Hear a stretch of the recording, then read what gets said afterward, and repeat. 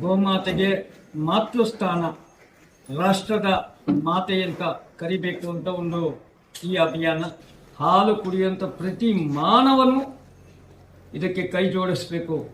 ನಮ್ಮ ಅಂಬೇಡ್ಕರ್ ಸಾಹೇಬರು ನಮ್ಮ ಸಂವಿಧಾನದ ಪುಸ್ತಕದ ಮೊದಲನೇ ಪುಟದಲ್ಲೇ ಗೋಮಾತೆಯನ್ನು ರಾಷ್ಟ್ರಮಾತೆ ಅಂತ ಘೋಷಿಸಿದ್ದಾರೆ.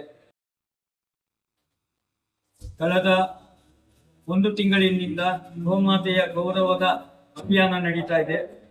ಈ ಅಭಿಯಾನದ ಅರ್ಥ ಗೋಮಾತೆಗೆ ಮಾತೃಸ್ಥಾನ, ರಾಷ್ಟ್ರದ ಮಾತೆ ಅಂತ ಕರಿಬೇಕು ಅಂತ ಒಂದು ಈ ಅಭಿಯಾನ. ಗೋ ಹತ್ಯೆ, ಗೋ ಮಾಂಸ ರಫ್ತು ಇದೆಲ್ಲವನ್ನು ನಿಷೇಧಿಸಬೇಕು ಭಾರತದಲ್ಲಿ.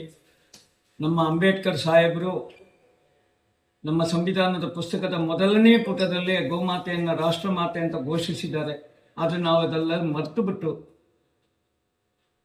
ಹಲವಾರು ರಾಜಕೀಯ ಕಾರಣಗಳಿಂದ ಸಾಕಷ್ಟು ಗೋವಿನ ವಂಶಗಳನ್ನು ನಾವು ಇವತ್ತು ಕಳೆದುಕೊಂಡಿದ್ದೀವಿ.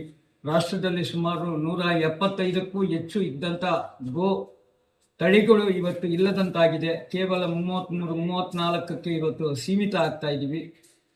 ಆದ್ದರಿಂದ ಮತ್ತೆ ತಾಯಿ ಗೋಮಾತೆಗೆ ಆ ಗೌರವವನ್ನು, ರಾಷ್ಟ್ರಮಾತೆಯ ಗೌರವವನ್ನು ನೀಡಿ ಮತ್ತೆ ಆಕೆಯ ಒಂದು ಹತ್ಯೆಯನ್ನು ಈ ಮೂಲಕ ನಿಷೇಧಿಸಬೇಕು.